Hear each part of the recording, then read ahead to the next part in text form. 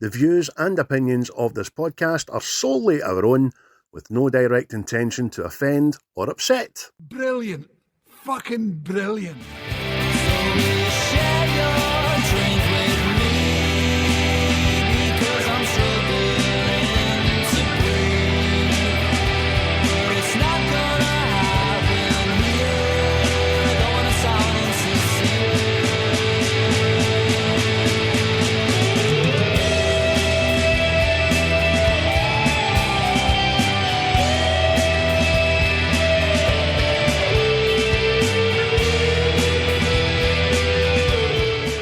Well, hello, good morning, afternoon, and good night to everybody. Depends where you are in the world, especially you, Thailand. It might be bedtime for you, but before you go to the land of Nod, just give us a wee listen. Just give us a wee listen. And before we even go any further, how are you doing, Craig?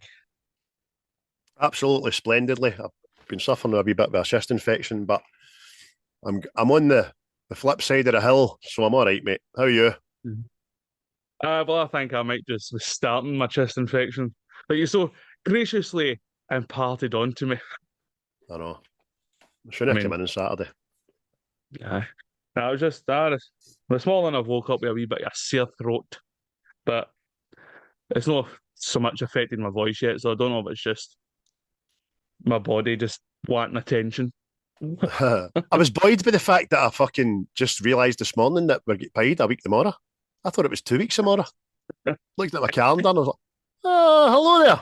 I know. When we get paid, I'm like a fucking see the guy lost in the desert finding water. Walking through my bank card with a bank with no name. Aye, dirty bastards. Bye. Oh, here, look. Again. Show us your t-shirt. Hello? Hey! That wasn't even rehearsed, people. I'm not going to tell you in the audibles what it is. You need to go and watch the YouTube to find out what it is. Aye, you need to come and tease your eyeballs. But, aye. Again, shout out to Quaint for their tunes there, who are finally doing a gig. That is SWG free. Yeah, man, we've got like our tickets booked. We're gonna be there, man. Like a couple old farts giving it the old, yeah. Know those guys? Yeah. You know what I mean? Look forward to it. Do you like the music? I like the music. We're meant to see the young boys there with their progressive Indianapolis rock fest thing, you know. I look forward to it, mate. Rock and roll. I look forward to it. Aye. But aye. There you go, people. If you want to see Quaint and you like what you hear, SWG free, when is it? June? So 13th of June or something like that? Let me see my calendar. It's definitely June. It's getting bruised plenty there. Oh, aye, Friday the 13th, mate. Is it? No, it's the 26th. 26. So what's happening Friday the 13th? No, you've got a gig. Oh, I've got a gig. I am DJing and that. You're a rock DJ there. That's what it is. We're going to see Quaint the 26th, and then but 2 days later, we're in the Park of Bellahouston to watch the fabulous, fantastic, amazing Stereophonics. Yes. I'm about there singing Dakota, belting my lungs out. So if you got that and all, come along and we can all have fun together. listen, just come up and say hello. We're no the celebrities that would fucking shun you or make you feel small and all that. We're quite willing to pose for selfies, sign autographs, have kiss newborn babies and all that kind of shit. Just come up and say hi. Get your horn shook and then just a bottle of antibacterial right after it. Like, fucking, I don't know if I can be doing with this. Aye. But there you go, there. Quaint there. Cheers for the tunage there. Obviously, native origins. Coming. It's coming. But it's up to Tim when he's ready and set, ready to rock and roll again. But a lot of rock and roll's been mentioned. There's a lot of rock and roll being mentioned. And with regards to native, we'll just say it in association with native and when it happens, we'll tell you, right? That's what we'll do. Like, shout out to the Silent boys. They're doing good work. Yeah, they'll give them a listen. But last week, it was my pick for your list, and I picked the delight that is Lord of the Rings, The Two Towers. But before we even go down that road, right? Because I dare say it will have a lot to do with ocular delights. Oh, What were your recent watches, mate? What were you watching? Deep breaths. Right, so I'm still in Elementary Series 2, The Last of Us Series 2, The Rookie Series 7. Magic. All magic. In the back of our last podcast, I watched Alien, Aliens, and Alien 3. I've also, on the strength of this one, I've watched all 3 of the Lord of the Rings, the whole trilogy, extended director's cut, which is like fucking a marathon, but well worth it. So well worth it. I watched for the first time ever Lilo and Stitch, the original, 2002, and I thoroughly enjoyed it. It actually makes me want to watch this remake thing, because it's got great reports, actually. So I watched that. I also watched Superman, the movie, Superman 2, Superman 3, Superman 4, The Quest for Peace, and Superman Returns with the fabulous, underrated Brandon Routh.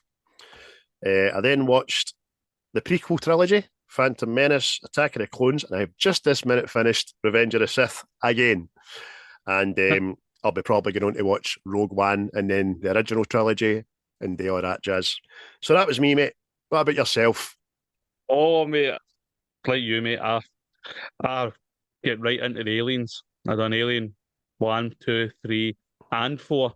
But I stopped at Romulus because I'm not ready to trust. I'm not ready to give that second go. Alien 4, is that Resurgence, aye? Aye, Resurrection, I think, maybe. Resurrection, sorry, aye. Aye. Right, don't get me wrong, it is what it is. Quite actiony. I enjoy it. Again, it came out when I was quite young, so it was like fucking yes, man. You know what I mean? And whatever. But then I watched Bad Thoughts. Anybody that's a fan of Tom Segura, if you like his comedy, you'll like that.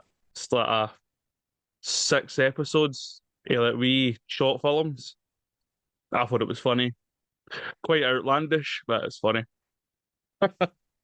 Like you, I also we've done a deep dive into the old Lord of the Rings, obviously Fellowship, Two Towers, Return of the King, but then I went further and done The Hobbit, The Hoblet, Desolation of Smaug. The Hoblet? Is it the battle of the 3 armies? Aye, Billy Connolly, man. Could you do me a great favour and all just sod off? Fucking brilliant. On your recommendation, I went and seen Sinners, and I enjoyed it. It was good. If anybody likes From Dusk Till Dawn and stuff like that, you'll enjoy it.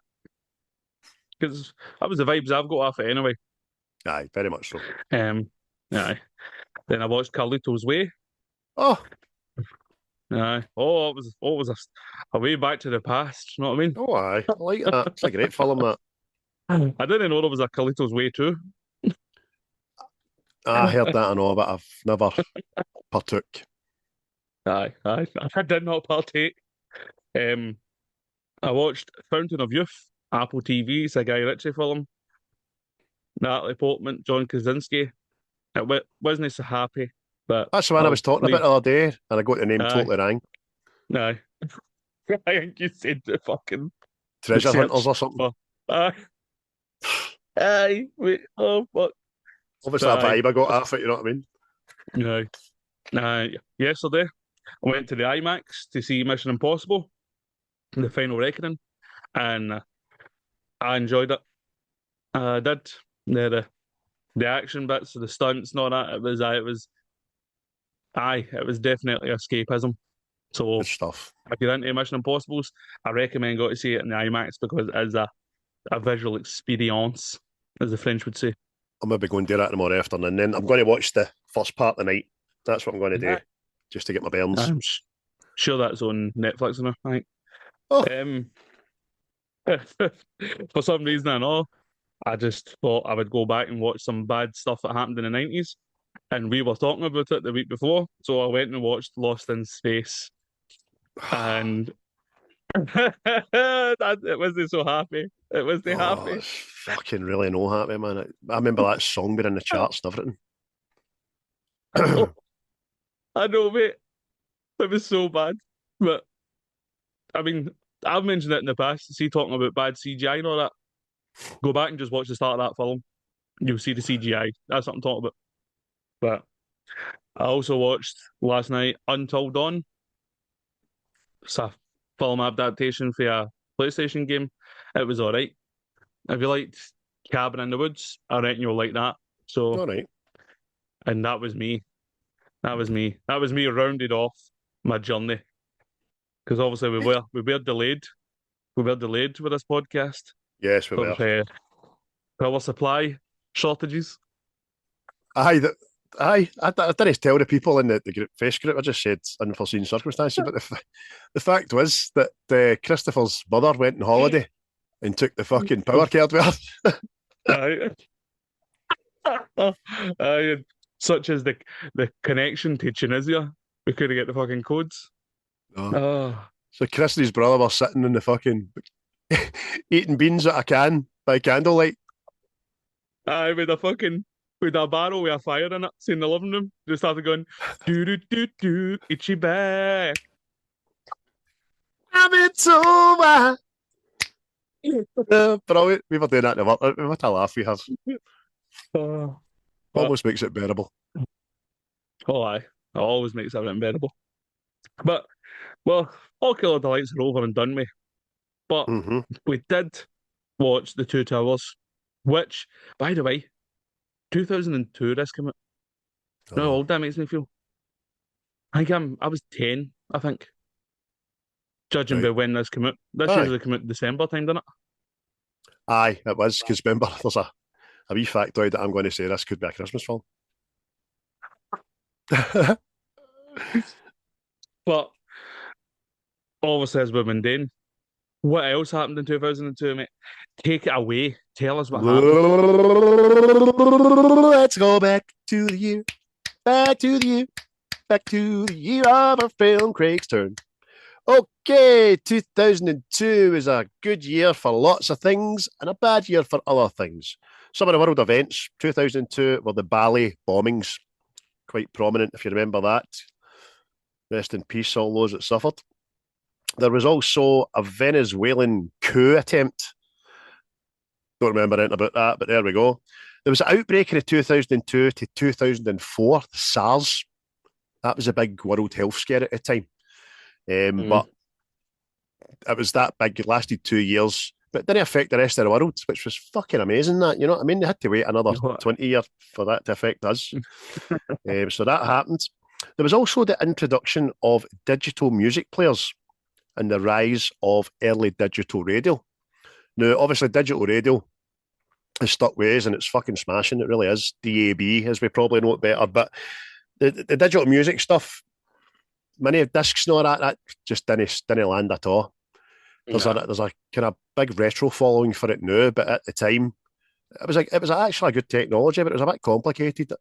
I used to use them as backing when I was singing in the pubs and all that, but never took off. And they were too dear and all. Try to buy an album and all that, you're like, get to, know what I mean? Because by that time, people were starting to just copy stuff off the internet and burn their own CDs. So there we go. They tried and they failed. But the pictures was a happy place. If you went to the movies, you could see a great follow-up that we talked about a few weeks ago, but I've still not seen it. American Psycho 2 came out in 2002. A good follow-up that was Men in Black 2. That was a good follow-up. Loved that. Loved the third one better. And it might be on a list. Road to Perdition. We both enjoy that movie, don't we? Great film. Tom Hanks, Ed Harris, and that. Pushing the rain all the time. Star Trek Nemesis. That came out. Don't remember it offhand, but I know I've seen it. You know what I mean? I think that was the last card one. I think that's one of the first films I've seen Tom Hardy in. All right, aye. Aye, I'm sure he's like a clone Picard or something like Right, aye. I think you're right, aye. I remember that. And then there was Pierce Brosnan was still Bond. Die another day, die that. another day. Shitey Madonna song, man. Guess I'll die. It was actually all right, that film. Another one was Collateral Damage. We talked about that, didn't we, last week? That was a good film. And we were given birth to Tobey Maguire's version of Sam Raimi, obviously, Spider-Man, the first of the trilogy, which was absolutely banging. Oh, young me was moist, I tell you. Moist. Young, excuse me, is that word moist? It just choked me up there. Younger me went to the pictures to see that. That was fabulous. And talking about bad CGI, that didn't have it. It stands up to this day. It really does. Tunes-wise, we were in the HMV and the Virgin and all that jazz, buying such fabulous CD singles as Without Me by Eminem, Complicated by Avril Lavigne, Hot in Here by Nelly, Like I Love You by Justin Timberlake, Work It by Missy Elliott, and Star Guitar. Who sang that, mate?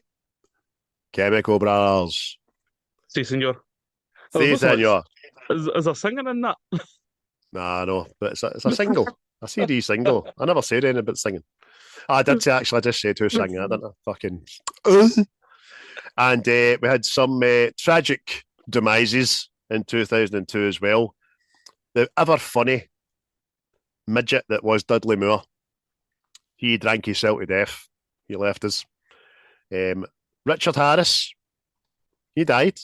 I thought he died sooner towards this time than that, but there you go, 2002. That's why they had to get, was it Michael Gambon into the Dumbledore? Dumbledore, that's right. It messed with wee people's brains, that. Big poofy wizard, man. Why do we need to know that? Dumbledore's gay, fucking, who cares? Still no love scene in any Harry Potter films, you know what I mean? James Coburn, Rockford Files and such like, he left us. Good actor, him. Jamesy. Liked him. Brilliant wee tune that, Rockford Files. The Queen Mother died in 2002. She was a right good soul. I don't care if you're a royalist or no royalist, you hate the royal family, you like her, doesn't matter. She was just a right good old duck, you know what I mean? She liked her gin, liked a wee fag, didn't give a monkey's fuck. Yeah. Do you know what I mean? In fact, she probably kept the house in check, you know what I mean?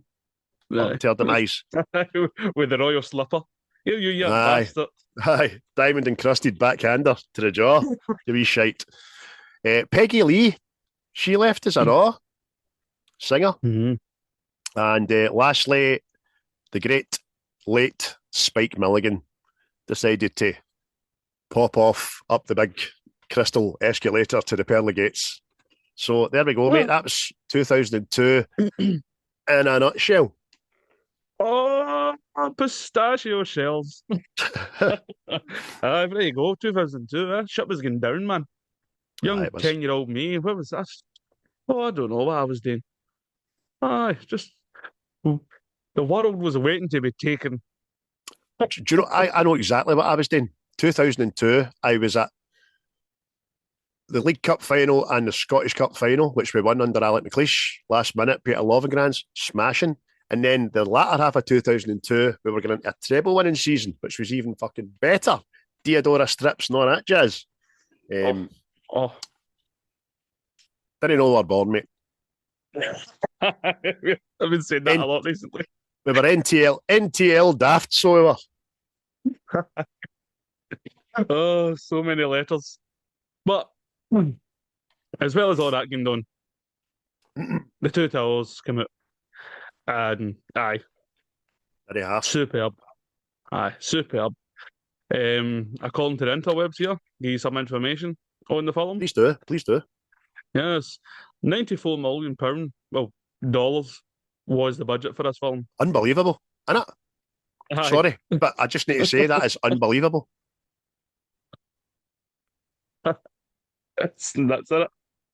Aye. And it brought in a healthy wee sum of $939 million, according to what I looked at. Same, And that's mate. without everything else that get fucking bought off the back of it. Aye. Toys, costumes, everything under the sun. That's without today's market. And today's market, which I read somewhere and forgot to write down, currently trades at around $50 to $75 million a year through various fucking things. Do you know what I mean? Unbelievable. That's ridiculous, man. Ridiculous. Smack my bitch up. Smack it. I seen that music video all day now. Oh, sorry to interrupt again, but I want to say people don't understand what I meant there by saying that is unbelievable. I mean, it's unbelievable value for fucking money. See, when you think that, let's pick lately, Fast and the Furious 10, 330 million was the budget for that. And it's got fucking motors in it. Motors. You know. 330 fucking much. And look how that shite. Was it all right watch? No, was it worth that? No, it's eye garbage that. It's junk food for the eyes. But hey, it's like like we said before, the old methods and all that go a long way. But we'll touch on that and all because there's plenty of that in this. Aye. Obviously directed by Peter Jackson. Got a lot of time for Peter Jackson. I mean, I didn't mind his King Kong film and everything. So not at all. I mean, aye. The cast, I've wrote down a plenty here, so get your notebooks if you want to check it. Or you can just go on the internet like most people do and check it yourself. But we got Elijah Wood, Viggo Mortensen, Ian McKellan, Orlando Bloom, Andy Serkis, Miranda Otto, Christopher Lee, Liv Tyler, Sean Astin, Karl Robin, Bernard Hill, Brad Dourif, Billy Boyd, John Rhys-Davis, David Wenham, Dominic Monaghan, Cate Blanchett, and Hugo Weaving. So, I mean, and you didn't even mention Andy Serkis. Stardom. You know what I mean? But what a cast! What a cast! And they all play their parts. Aye. It's like, what did you say the other day there? That fucking Orlando Bloom was 24-year-old. Aye. And I can't even mind if this is before or after Pirates of the Caribbean. True. But we got a wee quick synopsis for people that, I mean, I do imagine there's still people that haven't seen this, but... Aye. My girlfriend is one of them. She was nearly dumped the other day when she said this. But she's not a big movie fan, so I'll forgive her, but I will make her sit through these, as I will Star Wars and Superman. Strapped to the chair like fucking Clockwork Orange with eyes wide open. Aye, gaffer taped to the fucking sofa. So the synopsis of this film is basically Frodo and Sam arrive in Mordor with the help of Gollum. A number of new allies join their former companions to defend Isengard as Saruman launches an onslaught from his domain. A very, very nutshell. But that's kind of the nutshell follow-up to The Fellowship, which we've covered before. It's currently It's currently scored on IMDb at 8.8 out of 10. Rotten Tomatoes, a much more healthy 95% overall. So there we go. The running time for this film, the theatrical release, is 1 minute shy of 3 hours. But if, like us, you enjoy the director's cut, you're kind of, what is it, like 3 hours 50 or something like that? Yeah, I know enough 4 hours. Enough 4 hours. You need to change at half time. There's so much extras, but there's no there you go like that. I can see why they've cut it. It adds to it. It certainly adds to it. So I would suggest getting a wee hold of that. Aye. Well, what was his? There was anybody who's not watched the extended one, there's like a big scene with Boromir and Faramir and Osgiliath. It's like a flashback, you know what I mean? Which I thought would have been nice to see. I think the both of us were in agreement with that, you know what I mean? But definitely. For whatever reason. I mean, Sean Bean couldn't have been fucking too chuffed, but...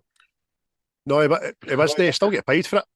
Because it was something like Peter Jackson phoned him and asked him to fly back out and shoot it, didn't he? That's it. It's yeah. But may as well get this out of the way. There was a few injuries on set, and you can actually watch one of these in the movie when your man Viggo Mortensen kicks a helmet, he breaks his toe and lets out a scream in agony, and that's no acting. That's just raw pain. But he wasn't alone in getting injured. Apparently, Orlando Bloom, he broke a couple of ribs, and one of the Gimli body doubles dislocated a knee. I think also falling from a horse. So, blood, sweat, and tears in that. Telling you, it was quite funny. I watched an interview with Orlando Bloom about it. And he says I was the first person on set to get an injury, which I didn't realise. He says he didn't realise it was to be a proud achievement. There was actually people jealous that they weren't injured first. You know what I mean? It showed him coming off the horse, that had his side. It was Gimli was on the horse with him, wasn't it? And he fell off, and Gimli fell and tapped him, broke his ribs. Mental, man. Oh, it's but like we already mentioned, the old methods, miniatures and special effects and all that in this, superb.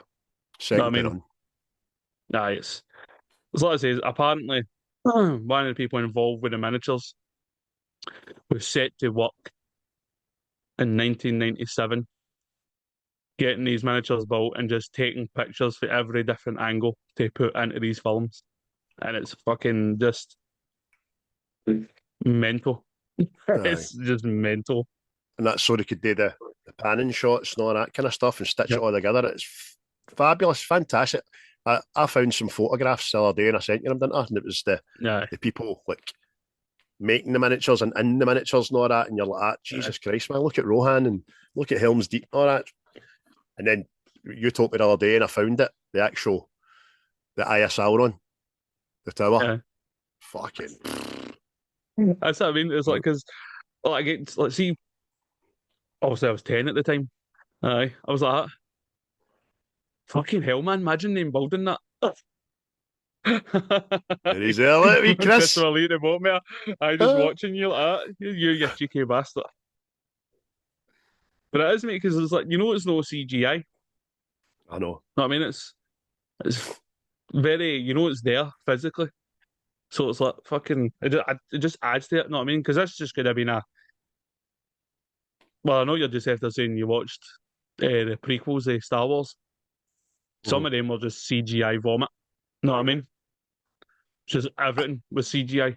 And Attack of the Clones is the most CGI heavy out of a lot of them. There's some good stuff in it, don't get me wrong, there really is, but there's some overbearing pish and all.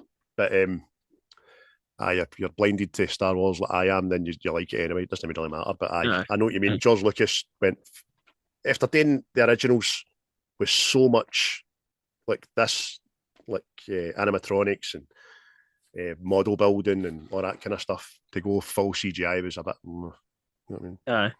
Because like everything's like you've got all the armor, all the weapons and all that, and we'll talk about that as well, won't we? How it's all just personalised and all the detail and the intricacy it goes into everything. Just fucking like it's like see what compare it, see what Mission Impossible the other day. See just the effort that was put into making the film, it pays off. And this pays off. You know what I mean? Like the orcs and all that. Like everything is just there's care and effort and detail being put into everything. And it just makes the film better. I mean, obviously, if you're big fans like me and Chris, guys, you'll have watched hundreds, maybe thousands of clips and behind the scenes stuff and all that of this. And there's a great, I think it was during COVID, a great Zoom meeting with all the cast in it. And they're all talking and reenacting stuff and laughing. And that comes through in this film that everybody was like a family on it. They must have been, they spent so much time together, obviously. But you talk about personal stuff in this. Viggo Mortensen was so impressed with the horse his character rode that he actually purchased him from the owners. The horse was shipped back to New Zealand for the additional shots that were filmed in 2002.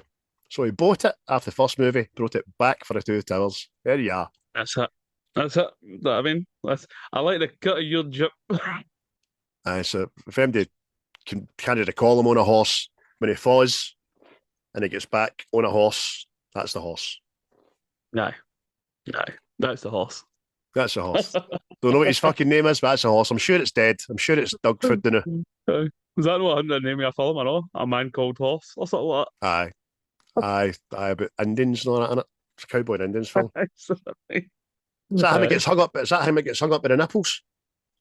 That one? Might be. I'm not sure. Could be. Investigate that. That fucking frightened me as I read that. Yeah. Sexy. You want to marry my daughter? You'll be strung up by the boobs. Father. Strong man, strong nipples. Get to hanging. But trilogy. Is it your favourite of the trilogy? Oh, yes. We usually leave this to the end, right? But I'm going to say it now. I think every one of these films is a 10 out of 10, right? They just are. But if we could dial it up to 10.5 out of 10, this would be it for me. It's flawless. Absolutely flawless. Yeah. I think I'm in between. It's like I said to you the other day there. You like the last one, didn't you? Each film has its own thing, have you know what I mean? Like the first one, The Fellowship, I think, is more fantasy. Mm-hmm. I'd say it's one of the most fantasy fucking films ever. Whereas this one is a bit more action and fighting and etc. Know what I mean? But also world expanding and all. Oh, definitely. The whole Rohan thing, you don't see that until this film. Which, I mean, I read it was like a thing. The Rohan designs were inspired by Vikings, right? And I'm like, nope, obviously. It's like fucking, they're all Vikings, these people. Fucking, they've just not got the horns on the helmets, know what I mean? Aye, and they don't stay next to water. That's amazing. That's a great. It's absolutely. A lot of films in a trilogy. The middle ones can be not all the time, but it can be like a filler movie. Do you know what I mean? Aye. Just a stopgap between the great beginning and the fabulous end. But you're right, mate. It's world expanding. It brings in other people, other cultures, even the tree herders and all that coming into it. And there's a lot more focus on Merry and Pippin, which is, again, director's cut is even more Merry and Pippin in it. But this movie gives birth to why my favourite character is my favourite character as well, but we'll get to that later.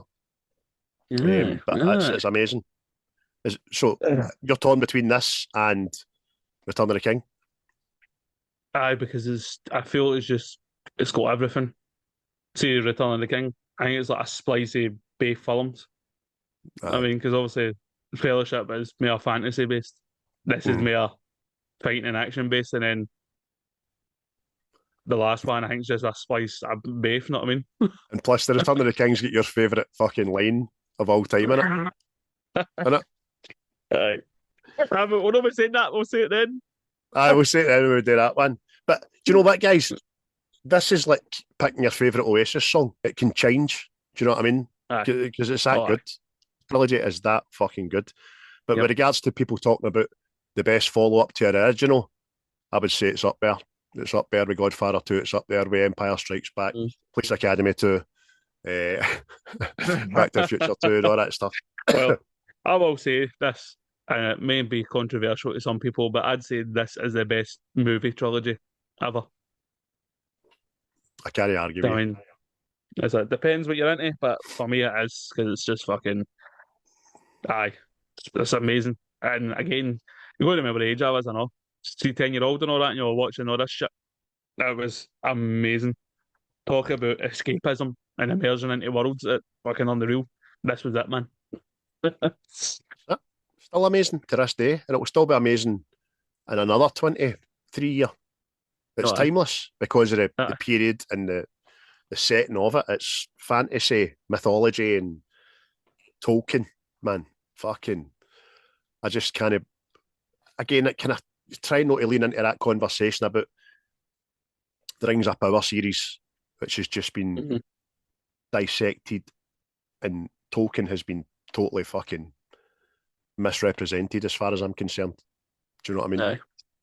But it's an argument for another day. We've done that to distraction, I'm sure. Yeah.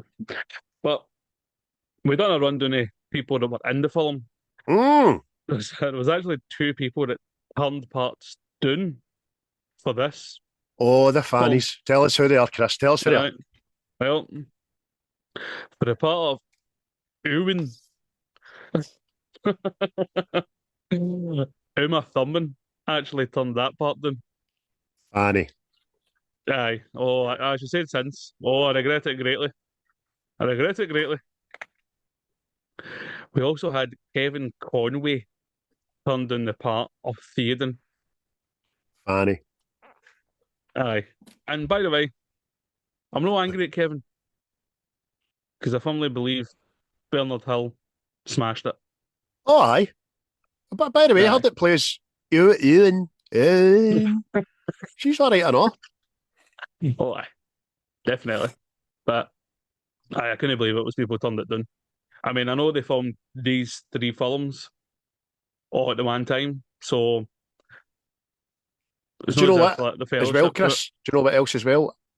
Had we seen anything like this before it was made? Probably not. I mean, you're trying to compare it with other things, know what I mean? So I know there has been fantasy films out before, but I don't think getting on this scale, know what I mean? So it's maybe seen as maybe a career suicide or something like that, but I don't know. We've already touched on the people that have like knocked back early Marvel and all that kind of stuff, thinking, fuck, superheroes? No. And they're like, that's ever since. Fuck, wish I'd done that, but it's just a choice you make. Aye. Plus, I remember at the time and all, see when this came out, it's fucking 3 hours long, no, that fucking, that's too long. And I'm like, it's curious. Curious. But, aye. Andy Serkis as Gollum, mate. It's groundbreaking, isn't it? Oh, we didn't know at the time either that Andy Serkis was fucking Andy Serkis, because to date, I think he's got over 230 different voices alone in characters. The guy's an absolute genius. I'm not even going to sully his name by trying to do Gollum, because I can't do it anyway. And plus the fact in my chest, if I try to do it, I will get into a fit of coughing and probably die. There's people out there that are good at it. And I wish I was good at it. Well, again, he was another one that wasn't sure about it. Because technically he wouldn't be in the film, but obviously now he's the man in demand when it comes to fucking motion capture, isn't he? So aye. But he gets his flashback scene, doesn't he? As a wee hobbit. Aye. That's it, definitely. But again, it was like another thing you just see when you watch it, right? You just know you're used to like CGI characters and all that shit. And see then that was like fucking you just I get a lot of struggling for words, like you just thought it was like a real person there. You know what I mean? Just fucking just awesome. Seen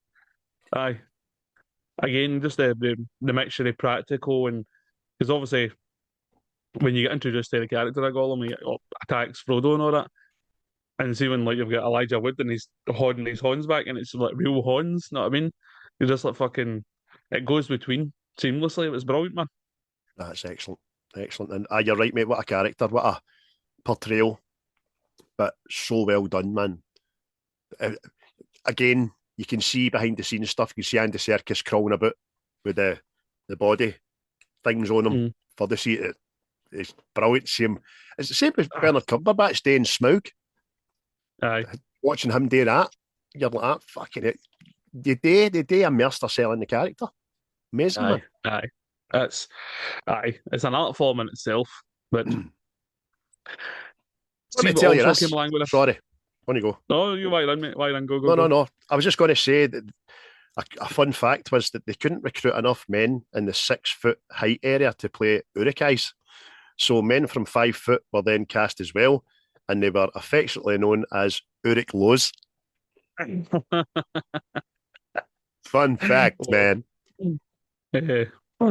As well as this film, mate, you also got the PlayStation 2 game that Oh, me and the young brother spent many a day toiling away. telling you, man. What a game. What a game. I think I was in the Battle of Helm's Deep for 2 days, man. Oh, Couldn't do it. hi. It was absolutely brilliant, man. I'm just going to actually see how much that's retailing it now for the PS2. Well, the game itself, that gets like 8.3 out of 10 on IMDb, and it's 4 out of 5 stars. Is it per? You can get it for 25 quid on the Amazon there if you've got a PS2, because PS2 games are quite dear now. It's No, obviously the favourite of the PlayStation franchise. So there we no, go. aye. But what a game, mate. What a game. So realistic and hard. Wasn't overly easy.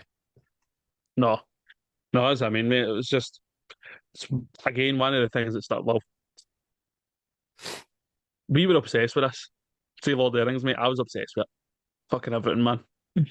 Like we were talking about ages ago and all that, like fucking, I was looking at fucking tattoos and all that. You know what I mean? That fucking, I actually it's saved a just video not, off of TikTok that was Tolkien, Lord of the Rings tattoos. I'm very seriously contemplating getting one or two of them because they're great. aye, belters. But it was just, I was like, everything, mate. Do you know how fucking obsessed I was with this? I got How the obsessed with you, Lord of this, the Rings. Chris? Well, I'll tell you how obsessed with this I was. I got the Trivial Pursuit game bought for me twice. Oh, excellent. You still got it? Huh? Yeah, No, still get both of them. brilliant. So, my first kind of reaction there was to say to you, bring it into work and we'll have a game at it. But then I've just realised that you know the answers to all the fucking questions. So, no point. Like, well, that was one of the one memory we had for it and all, right? My old boy, he's not overly charmed with these films, shall we say, right? Hmm. And we were all playing this, and part of it there's a DVD for it, right? So it popped up like name this city, and I went, I was Gollum, right? And he went, God, son, we're going to win this. We're going to win this. Proud Oh, it was funny as fuck, man. But aye, that it's moment. but aye, obsessed with it, mate. The games, fucking mate. I think me and Dev had fucking posters. Do you know that? I'm sure we had posters. It's it wasn't healthy because No. what it brings me into my next bit. Helm's Deep, the absolute joy that is Helm's Deep. Oh, amazing, mate. And the filming of Helm's Deep sequences was so grueling and went on for so many months. I think about 3 months it was, wasn't it? Yep. That Peter Jackson gave all the extras a free T-shirt to commemorate the experience. So you've got to Aye. remember, for 3 months, these actors and extras were under like rain, so they were sodden. Do you know what I mean? And cold, and probably waiting around a lot of times between scenes and all that. So I can imagine it be a very taxing place to earn your crust. Oh, aye, definitely. What was it? The T-shirt said "I survived Helm's Deep," Aye. but I'll tell you for what, worth it. So worth Oh, it. amazing. I'm sure we'll be fighting between us to say that's probably in our favourite fucking scenes later, but we will be talking about it a wee bit more depth. Oh, But amazing, fucking amazing. One of the things you didn't know you needed until you aye, seen it. You're like, what the? This is what cinema is, man. It's amazing. that's exactly it, Thousands and mate. thousands of urukai and just the pensive weight to that old bastard fucking misfires his arrow. Yeah. Again, mate, it's like I says, it was pure immersion. Know what I mean? See when it was going on, you were there. Mhm. It felt real. Know what I mean? Fucking obviously, and again, it's again people have seen this. That's Helm's Deep is there, but it's no there. It's a wee fucking mini. It's a wee toy. It's Lego. You know what I mean? You're like, but you can believe it's there. Aye, It's aye. superb, man. And how long does it go on for? Is it no like fucking Aye, half an a hour? good long You while. know what I mean? Aye, It's easily. it's it's like the big centerpiece. You know what I mean? And it was well worth it. You know what I mean? It just you were right into it. Fucking aye. Tell you, man. Aye, Try to It's hark that back to see you it's first that seen it. good and it's that long. It's got its own acts within the whole act, if you know what I mean. Because it's got varying levels of like stages of how like closer the Urukai are getting in and all that. Do you know what I mean? And then it's got side plots like fucking wee Gimli and Aragon on the bridge and all that. Do you know what I mean? Which we'll get to as well. And just the Aye. carnage, just people getting slaughtered, fun and explosions and big jaggy ladders. Big Jackie Laddle. I know we'll talk about it all day, wasn't it? Because Aye. even like, see when you're watching the battles of Helm's Deep, it cuts away to Merry and Pippin with Mhm. the tree ents, know what I mean? You're going, and I remember being seeing when we were younger like that. Why get that bit to fuck? Why don't you use fuck off? Back to this battle. And the Jaggy Ladders, that was always sticking with me with the game again, because that was one of the things you had to do. You were along the wall and you had to go and push the ladders back off. And Aye. it was fucking going from one end to another, and you're like, no one. Could never get it, man. But eventually did. Right. It was smashing it. I tell you, man. Oh, didn't know we were fucking bomb. Oh.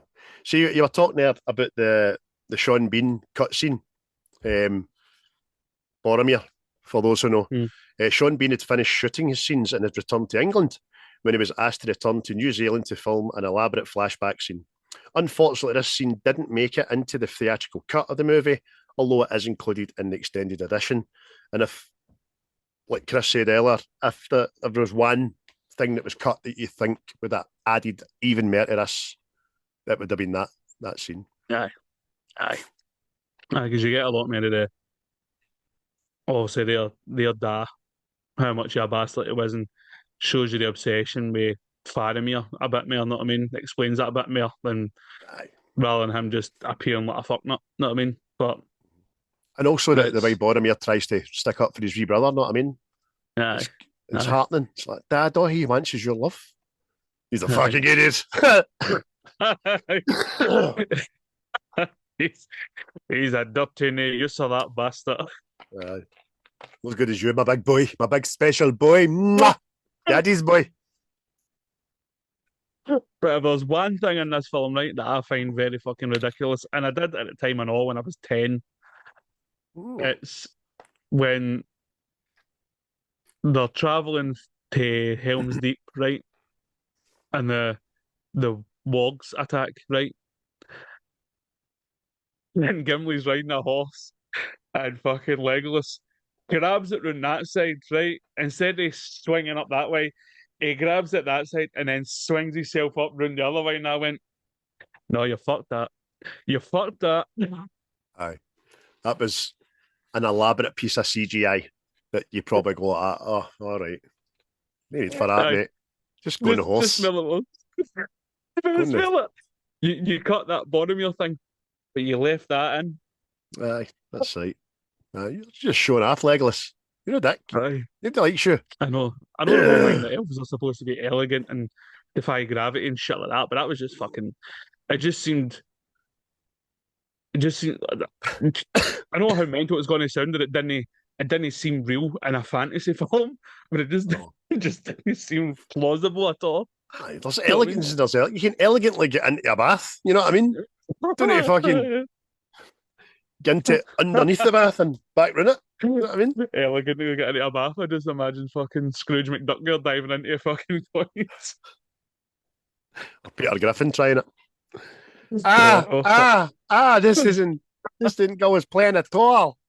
Uh, another question I've got for you. Like, we were talking about Merry and Pippin with the tree ants and all that. Obviously, Pippin suggests to Treebeard, no, take his other way, so we go by Isengard sort of thing. Do you think Pippin was smart enough to go, once we get there, we might see something, and the tree ants will change their mind? Or was it just his, see what he said, the closer we are to danger, the further we are from harm? Aye, I've never really thought about it, to be honest with you, mate, but it's a good question to ask you. Could be either or, couldn't it? I suppose. Mm. Pippin does come across as probably the the smartest, but was definitely the smartest of the two. But he seems to be a wee bit more mature out the four hobbits than the other. Than I don't know why. It's just a feeling I get because sometimes he says stuff that's more mature. Like they're getting carried on the ox backs, and he's clearly no well. You know what I mean? And Mary's fucking a bit shite in his cell about him. I gave my pal a drink on it, and they fucking poured wine or whatever it is down his sort of Bucky in it. Poured Bucky down his throat. And he's worried about him. And you're right. And he goes, aye, I was just, it's an act, man. Don't worry. To make him feel better, you know what I mean? And like you said there as well, when he's talking to the tree beard and all that, and he seems a wee bit wiser. Seems to take things a wee bit more serious. So it could be either or, mate, is my long fucking winded answer to that question. What do you think? No, it's just fun. No, I'm just curious because I was always like kind of sat with me like, change direction, we'll head that way. But I don't know if it's just his way of thinking like, well, we get so close to the bad guys, we'll be safe and no be in danger. But at the same time, did he take the tree that way to manipulate them into a reaction? You know what I mean? It's just. Aye. I just thought it was a decent question, though. No, that's a decent question because you're right. Because well, we'll go this way so you can see your trees getting fucking burnt and all that, and then you'll change your bastard tune, you big bastard. Aye, I get it. You big bastard. Another nice thing that I found out about this film is between 200 to 300 horses were used in the filming of this trilogy, and no horses were harmed. There you go. Grand you go to one Grand National, aye, that's it. It's almost as if making horses jump out 12-foot fucking bushes isn't a good idea. No, I know. I don't know why they don't change that fucking stupid thing. You talk about the Battle of Helm's Deep as well. The Battle of Helm's Deep was edited down from 20 hours of footage, shot over a 4-month period. Actually done it an injustice there, 4-month period, with the rain machine battering down on the cast for 4 months. Yeah. Or a summer in Glasgow. Aye. How do you know it's summer in Glasgow? The rain's a wee bit warmer. That's it. Although Touch Harry Wood, we've had a good few weeks of nice weather, and I believe it's coming back on Friday. For how long, I don't know, but let's all make the most of it. Let's all get up on roofs and out in gardens and get the fucking tits out and that. Oh, get the tits out. Aye. I was just talking about guys there, get the tits out. But hairy man boob. Or moob, as we call it around these parts. Aye. Better moobs. Do you know, you're talking about Andy Serkis, mate, and how good he is at Gollum, but it wasn't as effortless as we might think. Andy Serkis drank bottles and bottles of what he called Gollum juice, and that was a mixture of honey, lemon, and ginger to keep his throat lubricated for his intense vocal performances. So there you go. Because I can imagine that would be kind of coarse on you, wouldn't it? Oh, 100%. Fuck's sake. Well, you're not going to attempt it because you're going to go into a coffin fit and into a coma and all that, know what I mean? It's fucking... But I remember, again, at the time, doing it when we were younger, fucking trying to copy it and all that. Even copying the cough. It's fucking... Oh, I know. I think I can say fat hobbits is like it, but I'm not even going to attempt it, man. We'll do that another day. Or you can watch it on our Patreon, but we've not got... What, I give us a tenner a month for our Patreon? Oh, it's coming. Swear to God. Christ, we fucking do well to get a couple of hours to do this, man. Never mind put extra content on. Christ. I know. Fuck. Or we could start sitting and recording ourselves at our work, mate. That's quite funny. But seeing this film and all, you actually seen Merry Frodo getting manipulated by the ring, didn't you? You see his character change. Aye. Do you know what I like about it, mate? You're right. Sam tells him so as well. Sam doesn't shirk it. He doesn't fucking no address the elephant in the room. He tells him he's been a prick.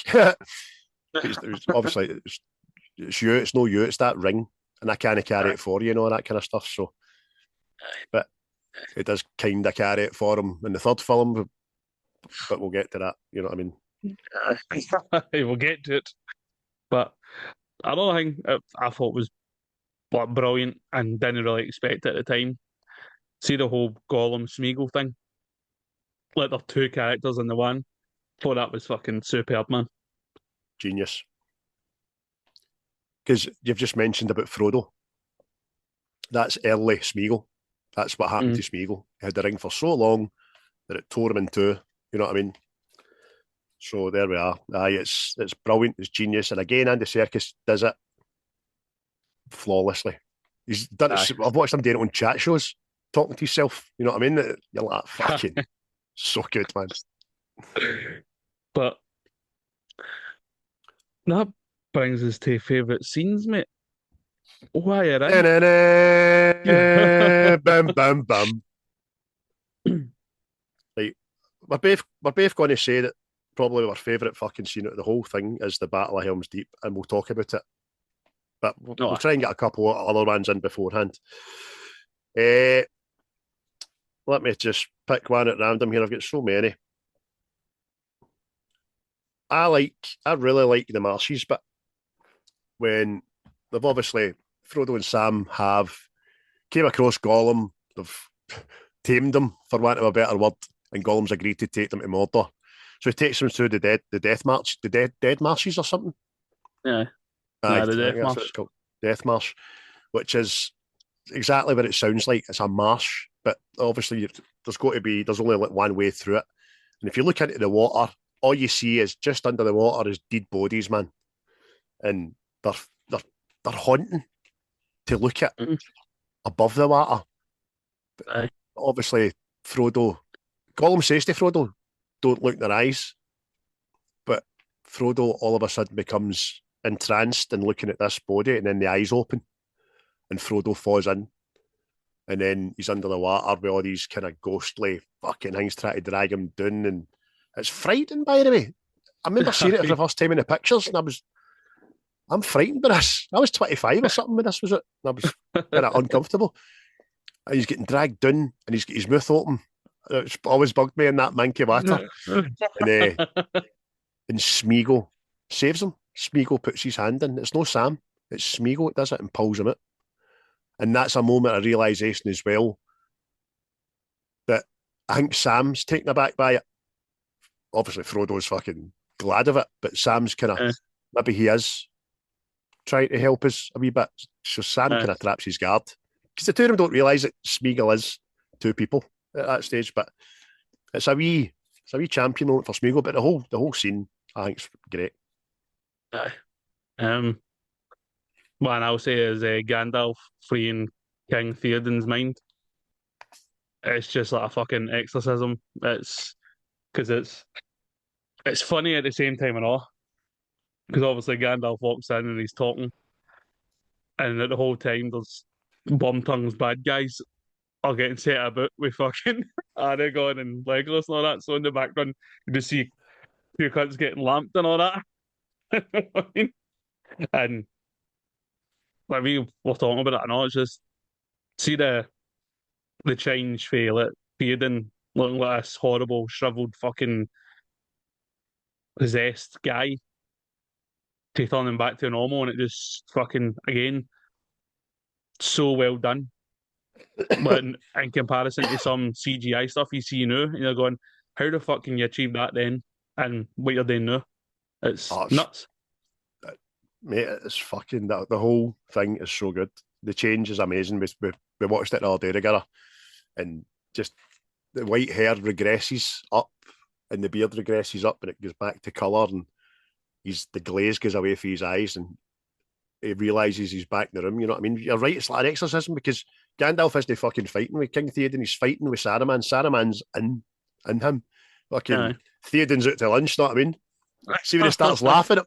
See when he starts laughing at him. You've got no power here, Gandalf the Grey. Get up, yeah. And then he just takes his grey coat off. Oh, he's been using Daz. No He fear. is, it does. Again, mate, it's the dialogue in it, I know. It's fucking superb. It's I really like it. I really like it. As I say to you, I pointed out the other day, I really like it when it gets Saruman out of King Theoden. It cuts right over to Saruman in his wee tower, getting blown across the room with his wee slippers on. It's fucking brilliant. Brilliant, man. So that was one of my ones as well, obviously. There's what else?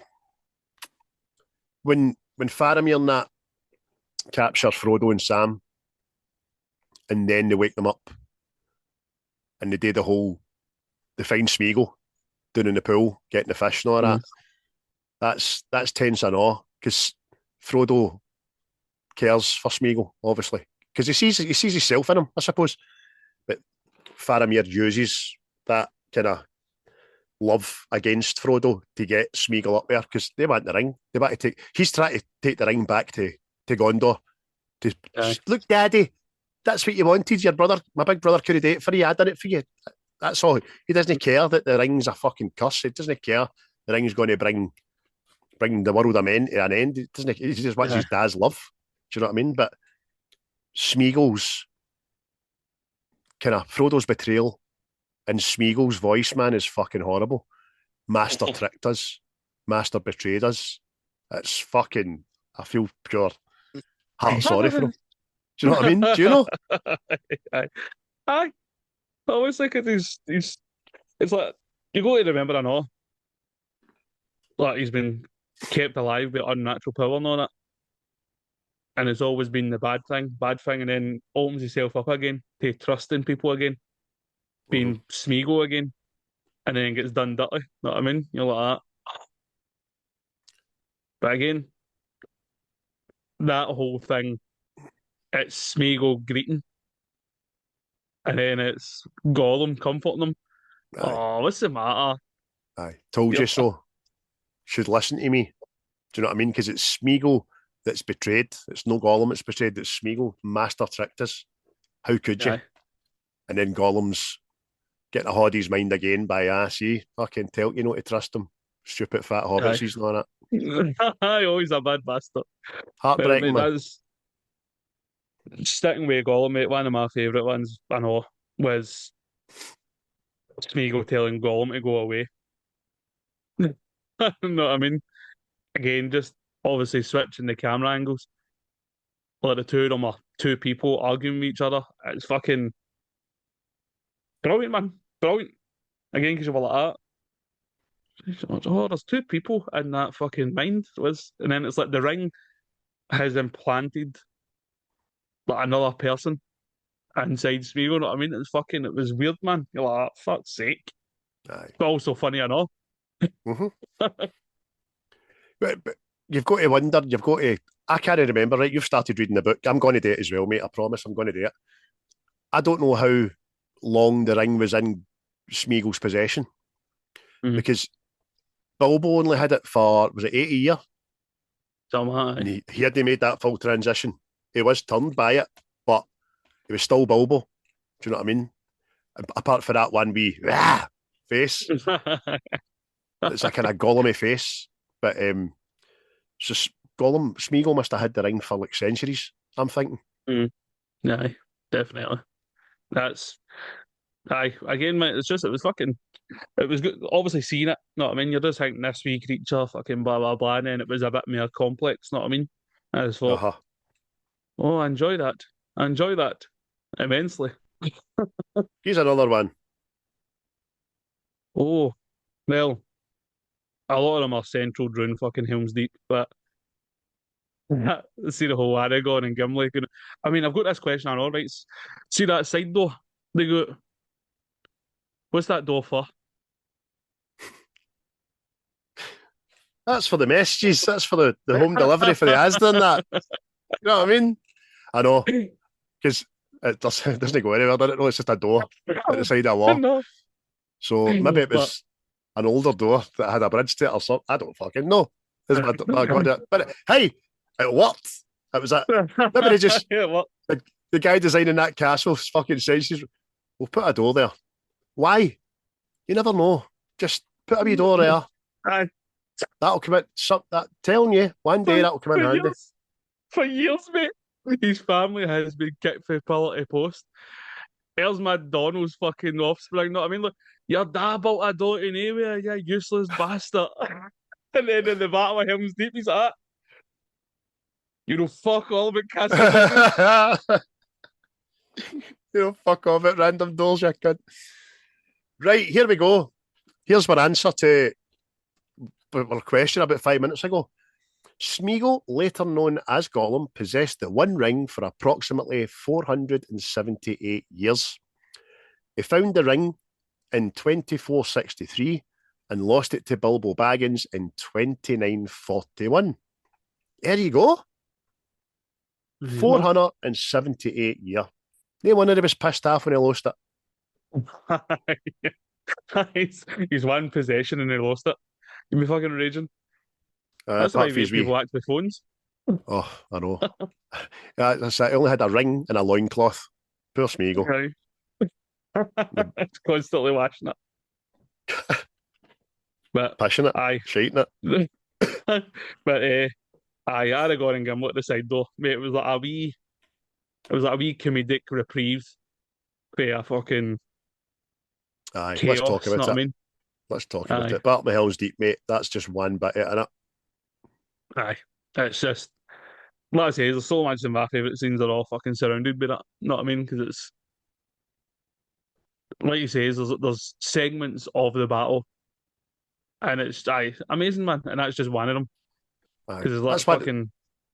Just say one of the comedy reliefs. The other comedy relief again is Gimli and Legolas counting, keeping score of how many orcs they've killed. Do you know what I mean? Like, hey, I like that. It's quite funny. It's man, it's fucking. And then it's like you've got that right.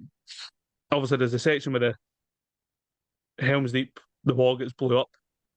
So there's like another section to fighting that part as well. You know what I mean? Then there's the retreat. It's fucking just. It's immense. Can't say enough about it. And just the whole product. Like even see when the wall blows up as well. You feel like they've blew up a real wall. You feel like they've blew up a part of a big fucking castle. Because it does not look like chunks of fucking styrofoam or whatever that is landing on folk, because it's no falling lightly. If that doesn't make sense, right? But it's falling like fucking tons of rock, chunks of tons of war. You know what I mean? On orcs and all that. You're right. The explosion is immense, man. So it's when it lands. It doesn't bounce. It just goes boom, stays there. Know what I mean? And it's clearly a model being not clearly a model, but it's a model that's been blown up. Know what I mean? And you're just fucking mesmerised with it like that. Oh no! I know. Listen, we mentioned it earlier on. See the standoff. Just waiting in that first arrow. That's intense, man. Nobody knows what the fuck's happening. Who's attacking first here? Right, yous have turned up to kick off, but yous have stood there. What's going on? Right, obviously, the old man can't hold the arrow and let's go right in the orc's neck. See the way the two other guy beside the guy that gets shot. Look at him. They've just fucking killed Davy. You bastard. It's funny. And I think it's caveated by the line, like, well, somebody say something, but is it we had to start somewhere? Somebody had to shoot first anyway. I can't remember. I was even the old guy, see when he gets shouted at. Like, fucking hold on now. He's like, oh, was that me? Oh. Sorry. My fault. Aye. It's even the thing I know, see when the rain starts just before the battle starts. You hear the rain hitting off the armour, just that wee tin fucking ping noise like that. It's the detail, man. You just go, it just doesn't get thought about now. No. By the way, see the orcs? Orcs are some of the most fabulous fucking creatures I've ever seen on cinema, right? I think they're brilliant, absolutely brilliant. See when their armour's getting made, I know, just fucking. We know how that noise is done. We've seen the guy with the chains on the bin and all that with the orchestra, right? But seeing the just raw fucking kill shields and swords and masks and all that. Fucking, they're brilliant looking, man. It's amazing how easily the orcs fall, because I think they just look unstoppable, man. Aye, they look like big machines, didn't they? It's just like, oh, we might be up against it here, lads. Big units, man. They're great. They're nightmare fuel, by the way. I'd love to dress up as one. Aye. Just Running would. Aye. Run about lamping cunts and suck it all shit. Meat's back on the menu, boys. Another one I'll say it all. See when the Nazgul appears in Osgiliath and it goes to snatch fucking Frodo. Again, mate, I just thought that was fucking something else and all, man. You're like, oh. We just mentioned nightmare fuel. Fuck's sake, man. They are nightmare fuel and all, man. You know what they're like when Frodo puts the ring on, because you see the kings. They were once the leaders of men, weren't they? They were once the kings of men, but were trusted with the other rings that have since fucking left the Middle Earth. But other fucking freaky bastards, man. Aye. Flying early deed marshes and the big dragon things and all that. Aye. Oh. That's freaky shit, man. Freaky. It's, I mean, imagine you get up during the night, my name's stored in your hall. No. No. I think I would just die there and then. So, any more favourite scenes, mate? I know we've got plenty, but I know. I do like it when the wogs attack, I know. Aye.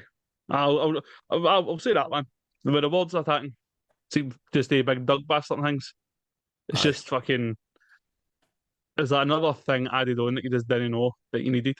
Oh, aye. By the way, see the big dog kings, they're better than the Hobbit. They're actually fucking even better than the Hobbit one when you see them. But see, did you have any preconception of the story of this before you watched the trilogy?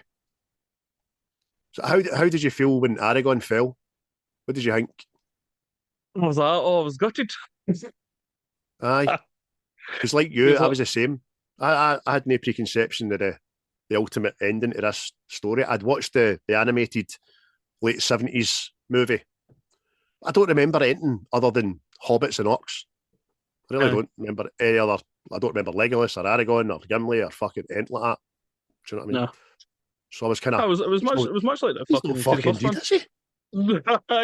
See when Gandalf went in the first one, I was like, I don't know. What fucking hold on to know? But again, it was like the whole thing. It was like there's consequences to this shit. Know what I mean? Wasn't it a Disney film? Could see another thing as well that Disney really get a nod to. It is quite fucking brutal. Mm-hmm. It's quite brutal. The way people are dying here. Aye, fuck's sake, man.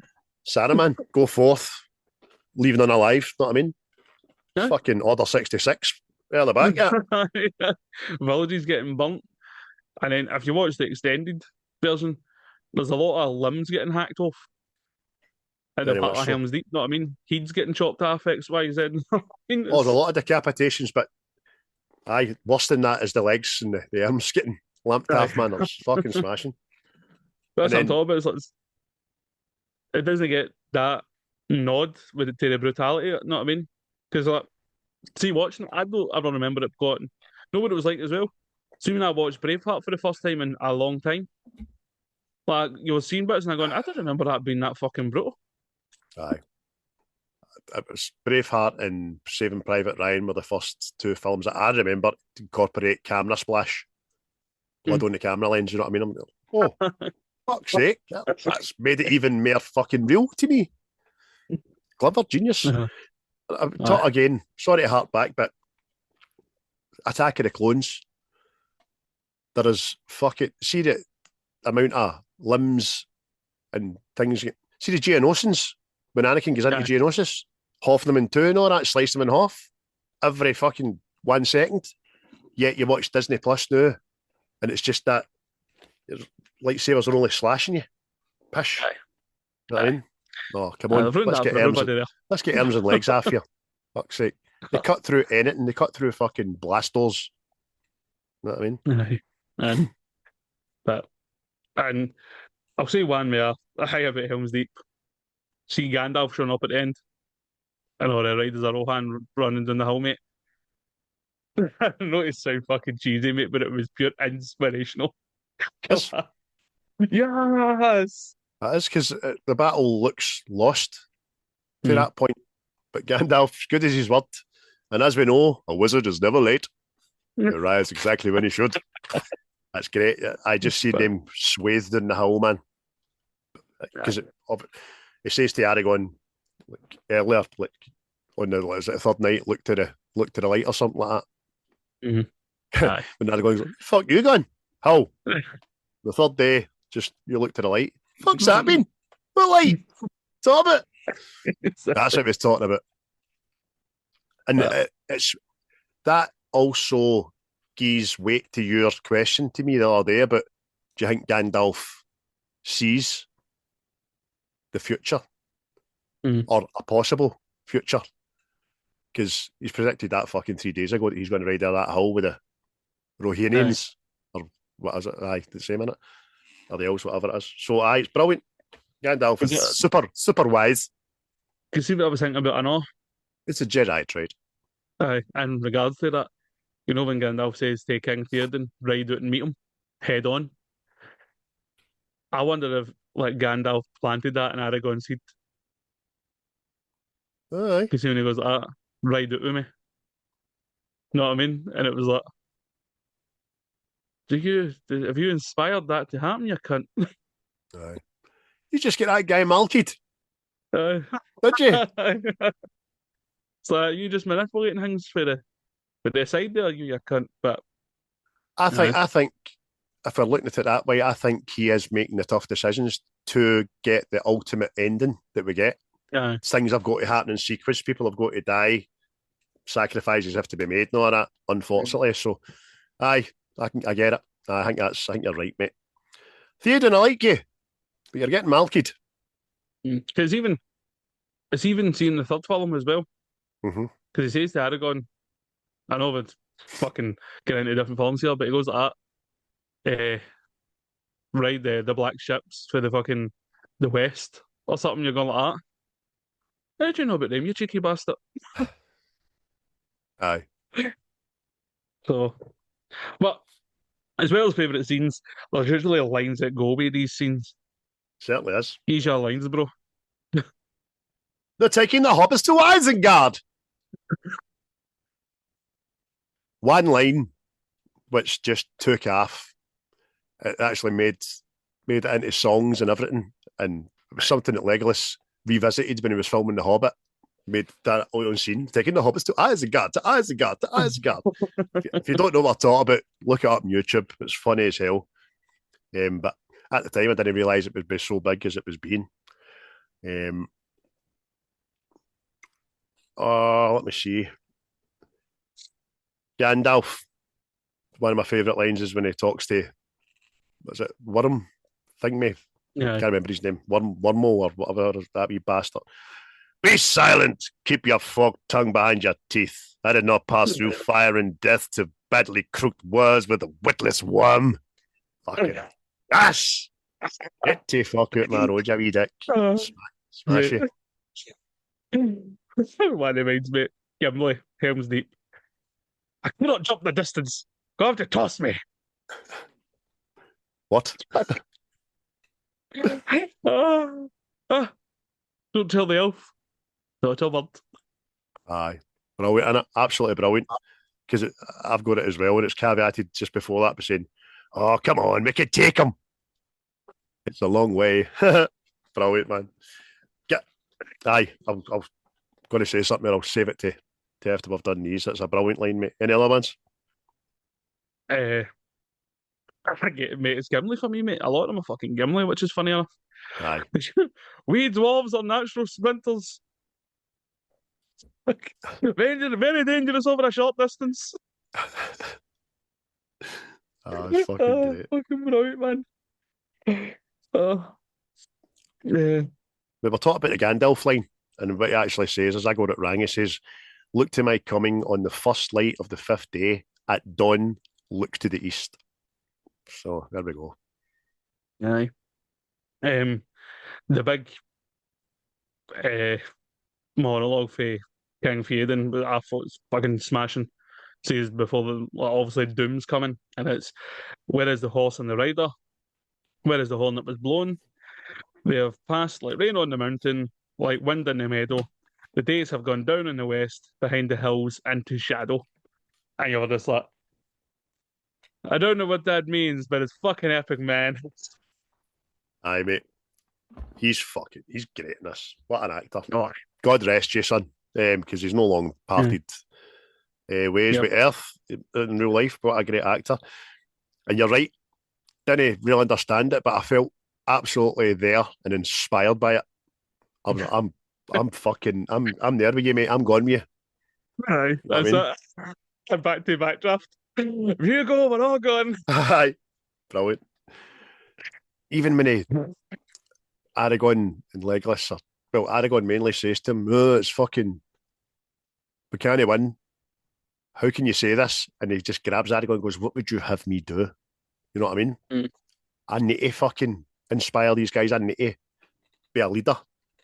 I need to tell them an untruth to give them a shred of confidence. That's what a king does. Do you know what I mean? It's like, we talk a lot about working, right? And having, by the way, disclaimer, I don't mean in our work, I mean work in general, about how your managers or leaders, you look to them for positive stuff and they don't deliver it, and it makes you feel fucking shite. You know what I mean? Yeah. That's what a leader does, a king does, a manager does, a coach does, a mother and a father does. That's it. You've got to give them a shred of confidence, a shred of hope. It's brilliant, man. Aye, definitely. Okay, I'll give you a lot of another one for Theoden. 12 deeds await, now for wrath, now for ruin, and for the Red Dawn as they charge out. You're like, I fucking Danish king! Ah! Freedom! I mean, that's I could expect great. that coming out of Macho Man Randy Savage's myth, by the way. Oh, aye. Definitely.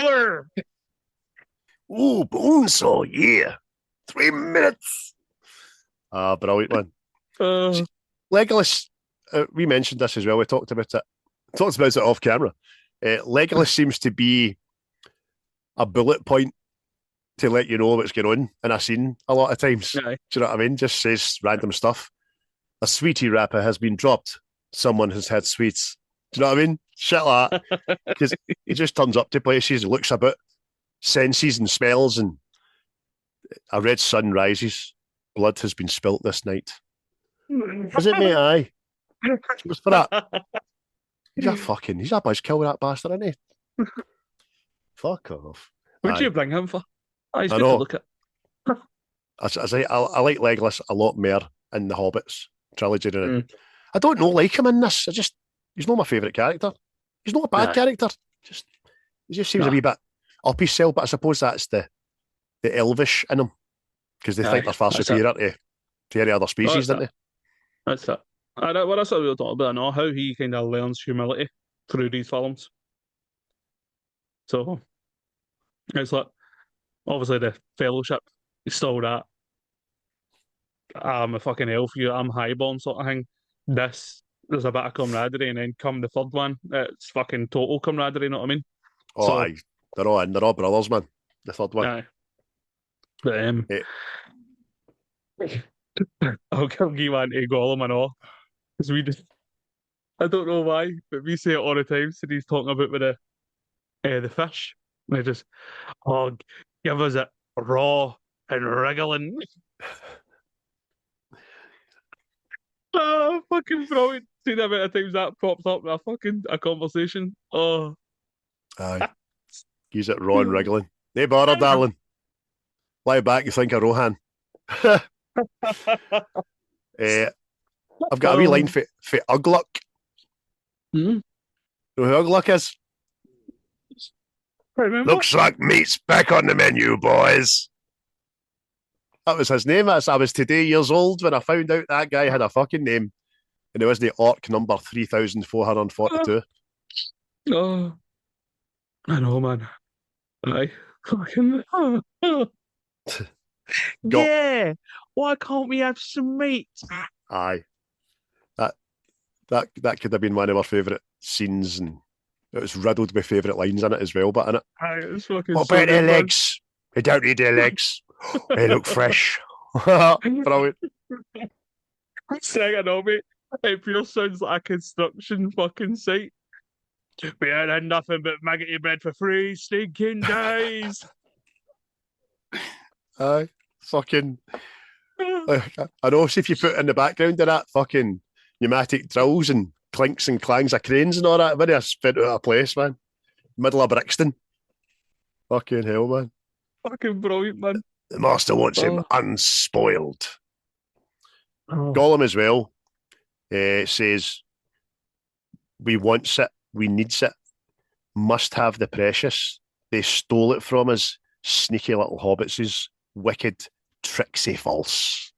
Aye. So he's just sitting, talking to himself at night time, man. Brilliant. That's it. Fucking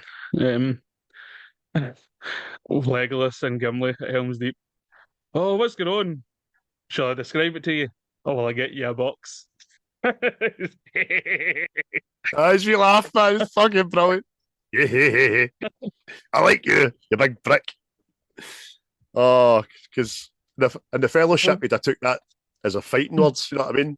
But Aye, second know what I mean? one, Aye. aye. I like how you went right to fighting Irish. Didn't you?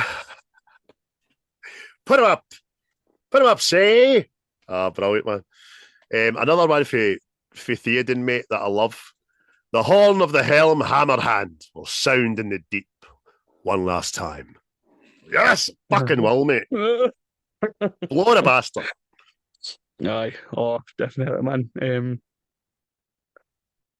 Samwise Gamgee. Potatoes, boil them, mash them, stick them in a stew.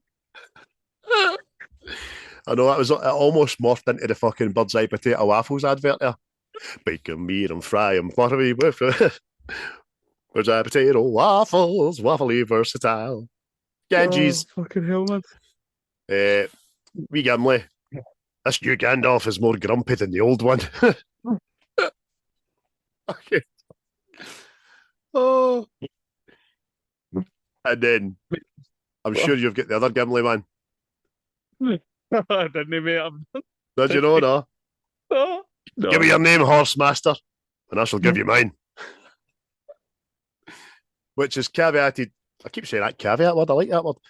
Beforehand, by Big Karl Urban saying, I would relieve you of your head if you stood but a little taller.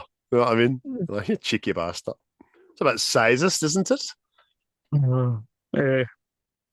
My last one that you've already mentioned, but I think it's just brilliant and all. You have no power here, Gandalf the Grey. It's fucking just it's again, you can see his voice. I know his voice is quite creepy at that, but Oh, you know what I mean? It's brilliant. aye, but I mean, as lines as far as I'm concerned. Aye, there is so many that I purposefully stopped myself from writing down. Do you know what I mean? It's littered with dialogue, it's littered with scenes and acting and fucking just it's the best film, man. It is such the best film. Let me ask you, right? Because I'm dying to tell you mine. I want to see what yours is. Who's your favourite character? No, over the trilogy in this film. Well, for me, it's Aragorn, but see, at the same time, I know I like Theoden.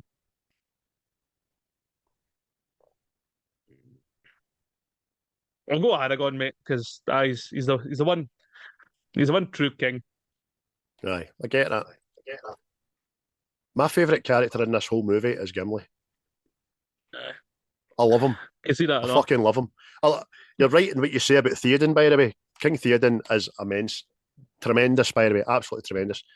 But Gimli in this film he has the comic relief, but he's a wee fucking warrior, man. Do you know what I mean? He just I can't explain it. I just think he's great in this. He's much more noticeable than he is in the first one. Yeah, he's not just part of a trio. He's I don't know. I just think he's great in it. His dialogue's fucking tremendous. Aye. And then when they're running out of the mountains and all that, at the start of the film, trying to catch up with Merry and Pippin and the Orcs. Well, they don't know they're trying to catch up with them at first. They're trying to catch up with Frodo, but and he's trailing behind and all that. You know what I mean? They've been running for 3 days, and I said that to you, didn't I? I said, how the fuck did they no stop for 3 days or eat or drink?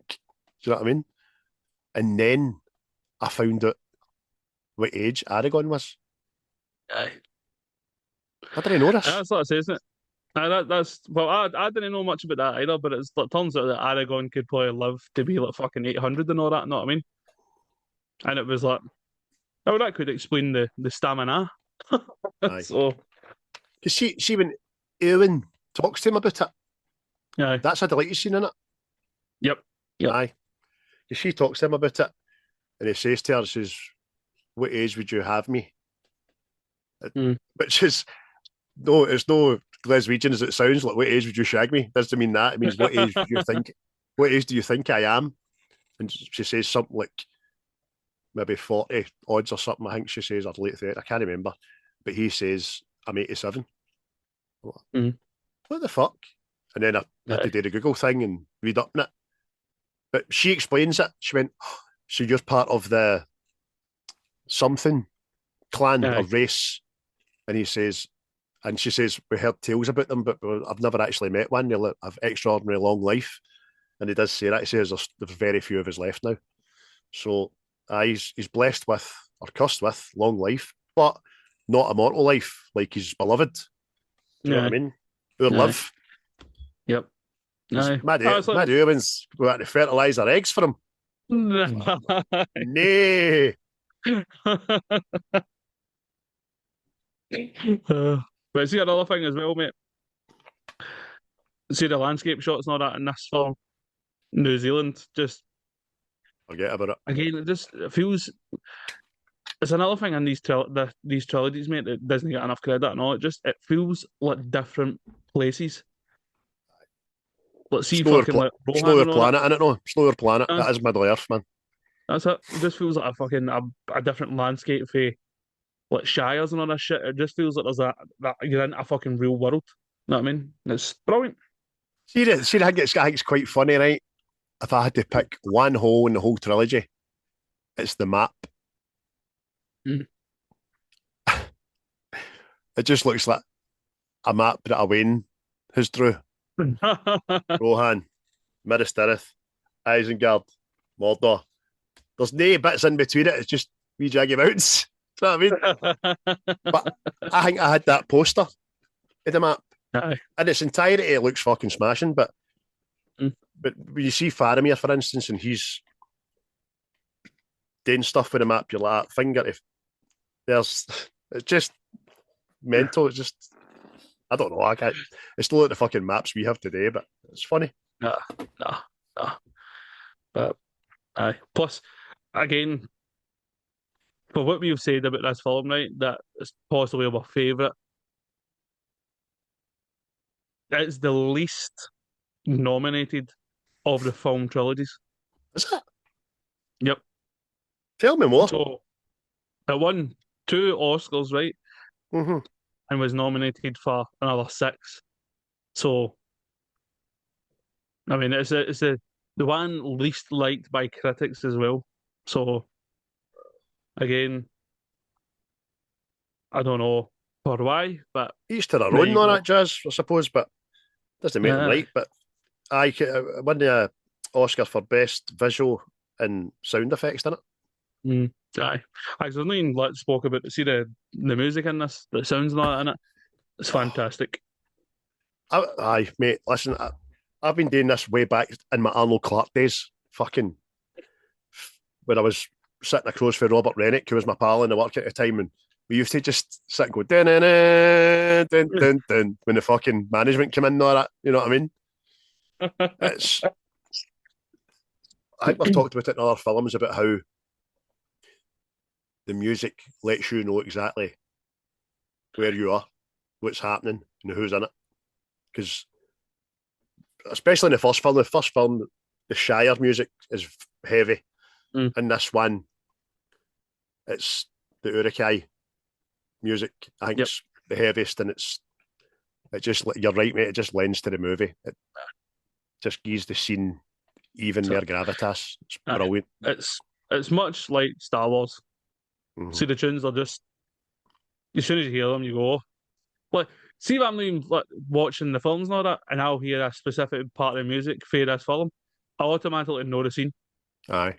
That's 100%. like, oh, 100%. it's Another film I think does it really well. Again, John Williams is Indiana Jones.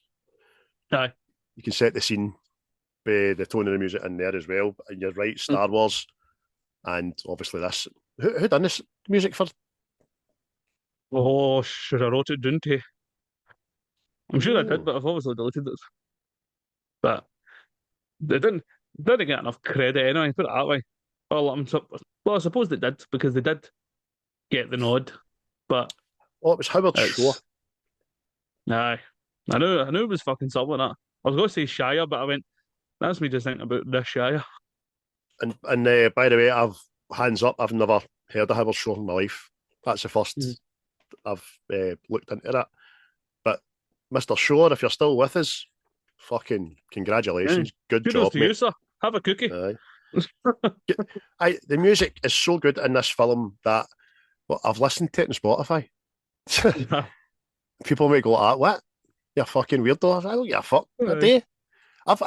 I've done a half a shift before listening to greatest movie soundtracks. Like fucking Back to the Future, followed by Star Wars, followed by Indiana Jones, followed by Close Encounters of the Third Kind, and then Superman, the Man of Steel, and I don't care. It's good. And I listen to the Urukai tune. Aye. I listen to the Urukai song while I'm doing a Hodgson and masturbating. Just... Oh, man, they've walked in you. What are you doing? Just give me your name, Horsemaster, and I shall give you mine. A new power is rising. Oh no. So, brilliant, mate. Anything else you want to say about yon film? No.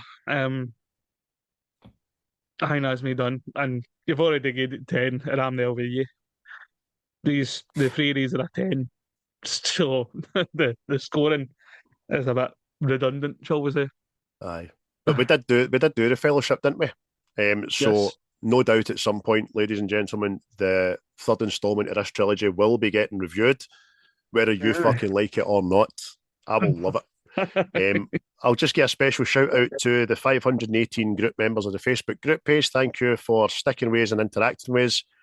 And the YouTube has had a wee bump as well. 349, I think, was the last I looked at that, which is one away from the 350, which is smashing. Just wish they'd fucking comment more and like more. Do you know what I mean? It's good to have you on board, but it'd be nice of you to watch it as well. So thank you, everybody. Do appreciate it.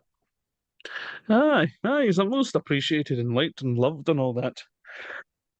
But as long as you enjoy listening to it, we'll keep doing it. But before we even go any further onwards, to give a thank yous and all that again, it's movie bingo, mate. It's your pick for my list. Yeah. Let's go. Movie bingo, yeah. Right, so you picked Lord of the Rings: The Two Towers last week, which was number 28. I'm going to mirror that number, and I'm going to, just for shits and gigs, and say number 28. And you're, oh no, what is it? It's delightful, and I've not seen it in so fucking long. I thought you were going to say Return of the King there, the way your reaction.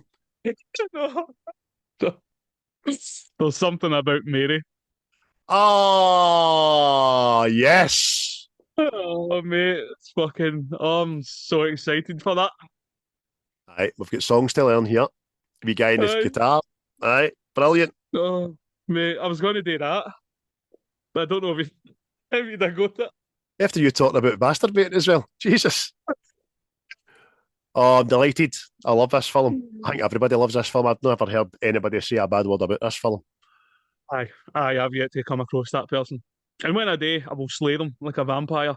But it's oh aye, there you go. There's something about Mary.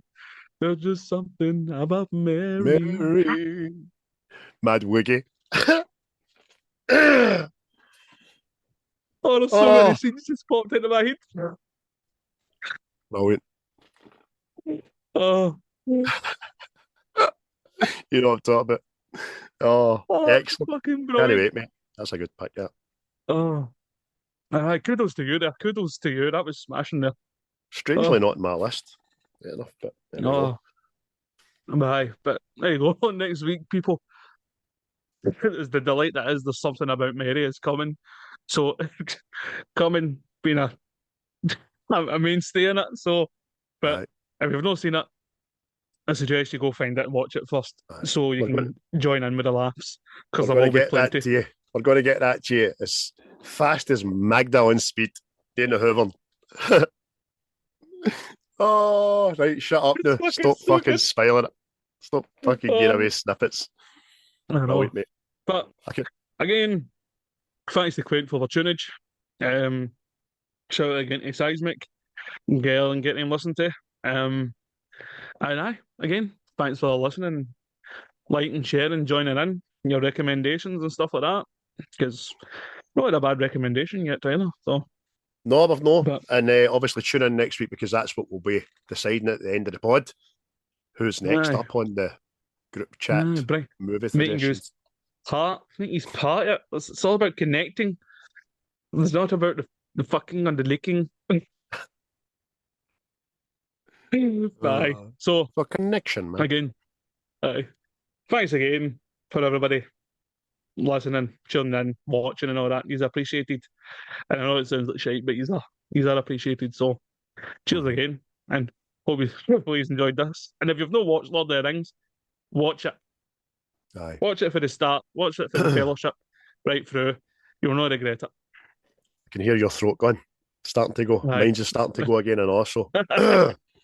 I will definitely just be saying thanks again. No matter what everything Chris says, you can get us on Spotify, Apple Podcasts, Amazon Music, all the good places you get your podcasts, and of course subscribe and watch us on the YouTube channel.